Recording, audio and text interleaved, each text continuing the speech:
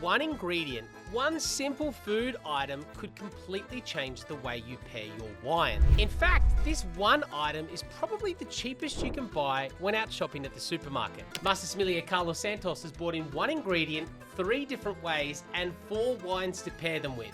We often say champagne can match every type of food, but what about that one ingredient that can match every wine? Is there one? Is there one? It's the champagne equivalent of food. So some of the restaurants that you've worked in that you've paired wines with this food are? Restaurant 11 in Lisbon, so Michelin star restaurant, German chef. Dinner by Heston Blumenthal in London, or Gordon Ramsay also in London. Also in Paris, Thierry Marx. So rockstar chefs, Michelin star restaurants, one ingredient, and you're about to find out what it is on this episode of Got Song. Carlos Santos, we have 4 different wines, reds, champagnes, fortified. Can you take us through what we're going to be pairing with this yet to be revealed secret ingredient? Yes, so to start with, we have a champagne. So Jean Lallemand is a récoltat manipulant producer, so a small grower champagne that has been first notes were written in the 1600s, but more recently from the early 1990s, that's when they actually start producing champagne on their own. So we have a Pulley Riesling. So this one is from Tasmania, cool climate, 2022, so a few years in a bottle, 3 grams only of sugar, so pretty dry, but acidic, crisp, refreshing. I think is a very versatile wine, which will go with a lot of food. But I do think with this particular ingredient, match particularly well. And then, in the red wine glass, we have on the Pinot Noir glass, we have Vasenhaus. So this is Spätburgunder, or the equivalent of Pinot Noir, or actually a synonym for Pinot Noir in Germany. So a little bit more fruity, more floral.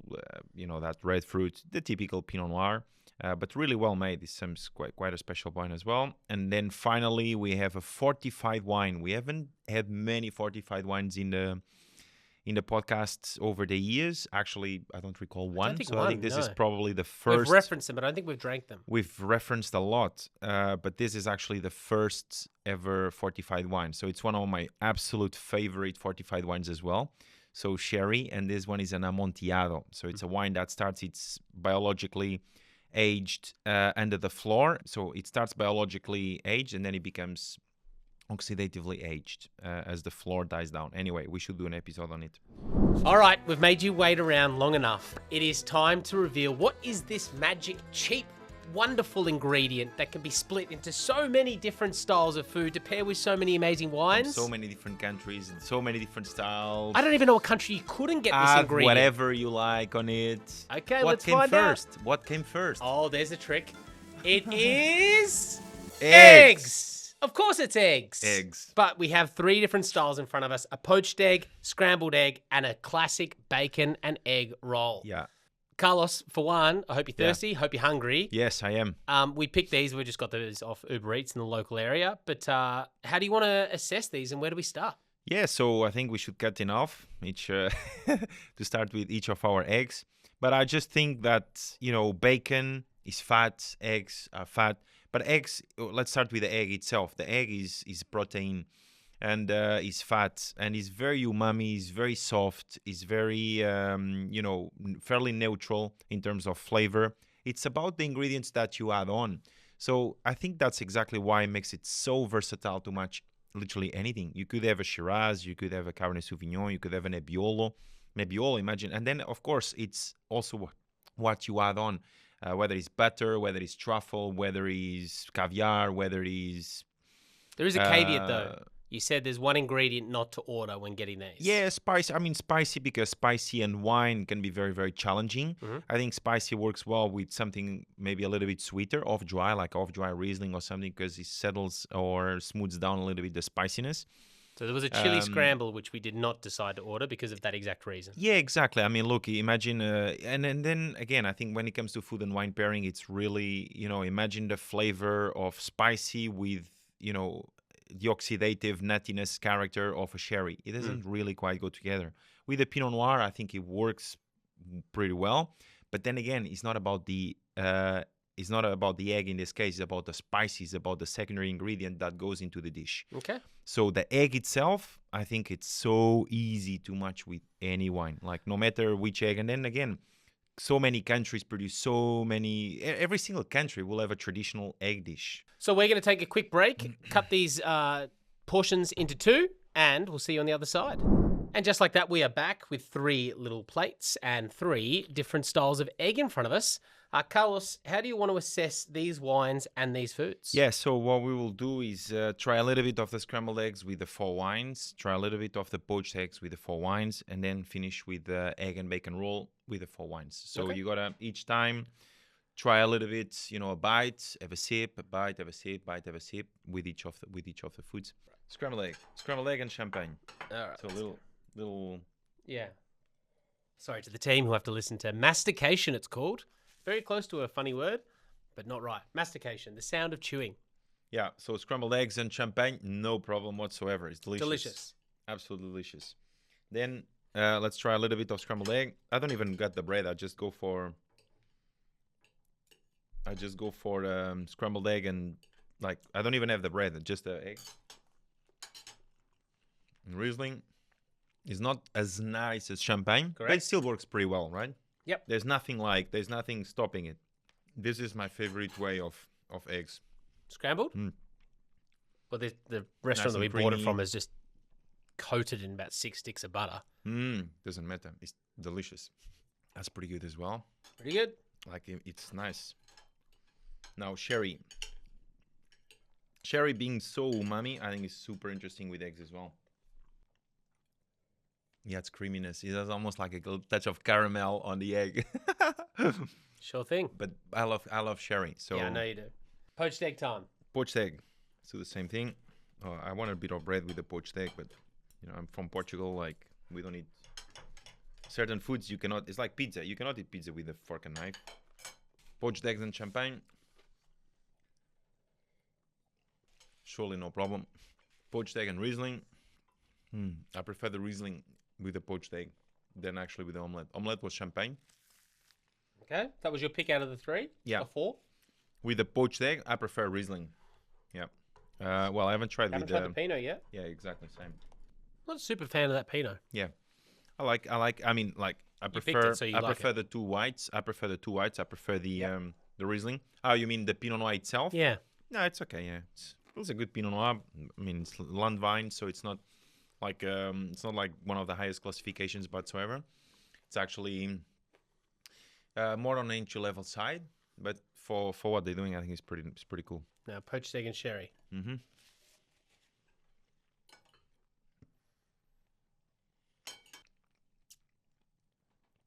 Awesome. It works. Does it? The richness of the egg, the fattiness of the yolk with the richness of the sherry, the acidity, the savoriness. It's really good. But then again, it's not a pairing for everyone. But that's sherry. Sherry, it's a hard one. Yeah, I'm everyone. All right, time for the bacon and egg roll. Good bacon egg roll. Pretty good. Oh wow. So just double checking. Scrambled egg. You said champagne. Poached egg. You thought Riesling. So we'll see what the bacon and egg roll falls. Champagne was lovely. I like the Pinot. I actually really like the Pinot here. The softness of the bread. In this case, the ingredient. I mean, obviously the fattiness of bacon.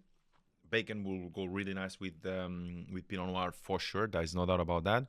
But then the sweetness of the bread and the soft texture works really, really well with the Pinot. Better than with the Riesling or with the Champagne in this case. I'll also say the complexity of the bacon and egg roll.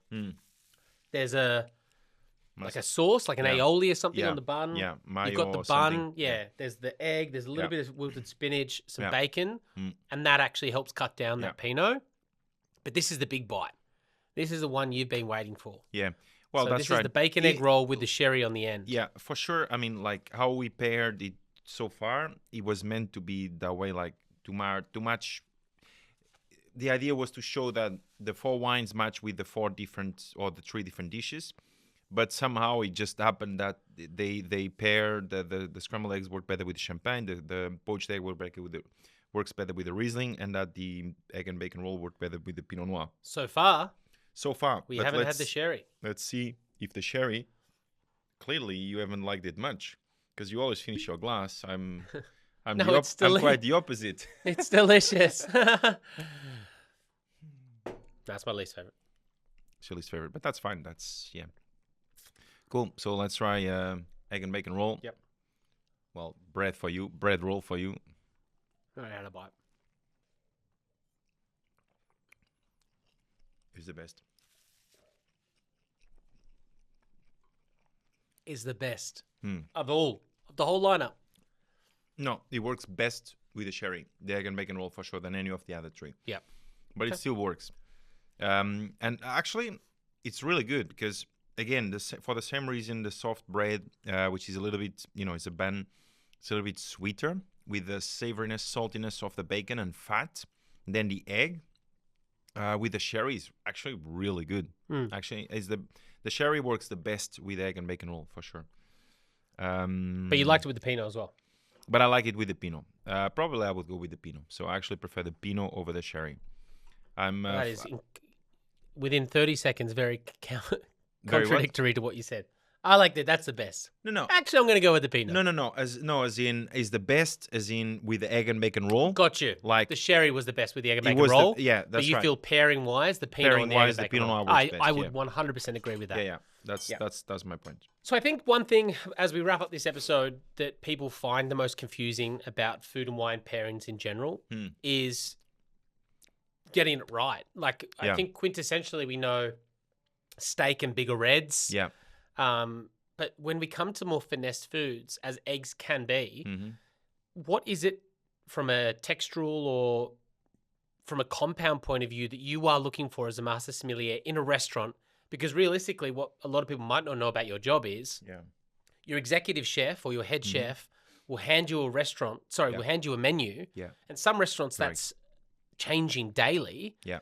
And then it's your job to then pair those foods. Yeah. And you'll be at the pass trying the foods that they're prepared for the night. Correct. Then it's your job to go into the cellar and match those. Correct. So what is those fundamentals that you're looking for into, a really simplistic way of putting it that people can learn from you at home? Yeah, I mean, look, it's really to imagine if you are cooking, you can taste constantly and obviously pair what you think works well. If you are thinking of cooking something and then going by the wine, then you got to imagine and be creative of how do you think that this is going to taste on your mouth. So, for instance, if you are cooking, I don't know, a roasted lamb and veggies on an oven, blah, blah, blah, slow cooked, you know that the meat is going to be gamey, is earthy. It's like, is that juicy lamb and then the veggies. So, you just put all of this together and like you imagine how it's going to taste on your mouth. And then you try to think, okay, what type of wine, if, you try to combine with this type of flavors. So it's just a little bit like about imagination and creativity, and some things are classics for a reason. Lamb and Bordeaux, for instance, is a classic. Just if you try to go elsewhere with a white wine or with the Pinot Noir, I mean, Pinot Noir will work, of course, it's a red wine, but just doesn't have the tannins enough for the lamb. So, and a lot of people will disagree, and I'm sure there will be a Pinot Noir that will work really, really well. But in general, it's just about to think about the intensity of the sauce, the saltiness, the spiciness, the savoriness, the sweetness, and pair that with the wine of the same level of intensity. Or sometimes a lot of people also like about contrast pairing. So something that is really, really bitter with something that it's very sweet, for example, can work as well. But that's another line of pairing. So there's a parallel pairing and a contrast pairing, if you like. I think there's also something to be said about pairing, which is there's so much complexity that can change a pairing. When we say, that T-bone wood-fire Argentinian style steak with a red, that's exactly what we're talking about. But some people then go and chuck a chimichurri sauce on it, which completely changes the complexity of that dish. You've got some chili in that chimichurri, or you've gone for a big mushroom or pepper dish. So you've really got to think about the richness as well of what you're providing. Yeah. So, what might be a big Barossa Shiraz will work well with that steak, because really, Yeah. steak in itself is a simplicity of food. Yeah. Salt steak. Yeah. It's not a big food as Yeah. much as it is, a heavy food. But then you add, you've really got to think, oh, but the mushroom sauce actually changed that complexity. So did that side dish of those Yeah. oven roasted potatoes with rosemary. Correct. So you've really got to Rosemary, think yeah. about it. So if you're going to bring in that sauce, you need to bring down the richness of that Shiraz. So you actually probably need to find a Syrah style Yeah. or something that brings Exactly. down. Exactly. So your balance is sort of like, you can't have rich with rich. There's this great quote from Mike Benny from the Halliday Yeah. Wine Companion, and he says Barossa, he goes, cheddar cheese and Barossa Shiraz is fucked. Yeah, I don't like it. Because it's yeah. two huge things. But if you have this, it would be incredible. Yeah. It would be incredible. So yeah, I 100% agree. Like, I mean, some people will still love it, and some people will still live by it. I mean, fine, fair enough. It's somehow how they were brought up. It brings them memories. It brings them like a comfortable space, a comfortable place where they've tasted before, and probably brings them a good memory, and that's fine. That's one thing. Now, whether most people will agree with it, probably not, because it's not just. It just doesn't combine well together. It's like a risotto. Like if you think of a risotto, very, very textural, very rich risotto, properly done with a lot of cheese and, shave some truffle on top, whatever that may be. Like, what do you think? Like, I'm putting this question to you. What would you match with it? Like if you think of risotto, I would think cheese, and cheese, truffle, stock. Yeah. Like the ones I like, little bits of potato, garlic. I would pair that back with a Semillon. Well, Semillon, aged Semillon, for Of example. course, if we have the opportunity. A very aged the Semillon. broken wood. What is it? ILR. Aged. Sure. Yeah, with no, a yeah. Beautiful risotto. Totally. Does that work? Yeah, 100%. A very aged Semillon, surely because of the high acidity. You have a lot of cheese. You have a lot of creaminess. So yeah, that will work well. I mean, a Chardonnay, a textural Chardonnay as well could work really, really well. But maybe not so much one that has oak influence, because you don't want to add too much of that sort of butter Here's the effect thing. with... Here's the thing. So the Semillon will be more a contrast pairing, where there's the clash of creaminess versus very high acidity. Yep. And there's the parallel pairing if you match it with Viognier, for example, or a really textural oaky style of Chardonnay, which I think will be delightful. It will be delicious. If you have a Pouligny Montrachet or Chassagne Montrachet from Burgundy, one of the top Burgundies, and you match it with a risotto, I mean, can go wrong. Wouldn't that be nice? Cannot go wrong at all. Mm-hmm. Before we go and we wrap up this episode of Got Some, just a quick one.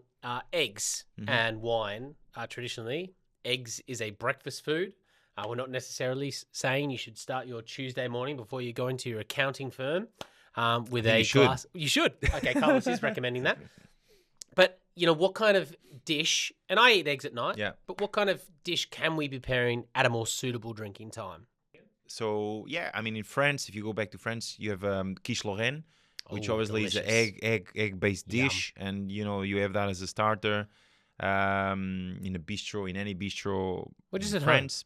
Just at home. You can have a quiche at home. You can have a quiche at home. Yeah. What about in Spanish? You have a tortilla, which obviously, it's with potato and onion. I mean, seriously, like, what can go wrong with a tortilla and any wine, really? And of course, in Australia, we have the Aussie pizza. There you go, everybody. Some disgusting ham, bad cheese, and slap a fried egg on top. Have it with your champagne, your Riesling, your Pinot Noir, or your sherry. If you enjoyed this episode of Got Some, please let us know. We're on Instagram at Got Some, or you can, of course, leave a comment where you are listening or watching this episode. If you have any suggestions of episodes you want to see, make sure you please let us know. We are always open to your ideas. In fact, this episode has been requested a bunch of times around food pairings. Thank you so much for watching. Click a follow wherever you are, and we'll see you on the next episode of Got Some. Cheers. Salud. Love your moustache. Thank you. Like your moustache. Don't know how you eat with it.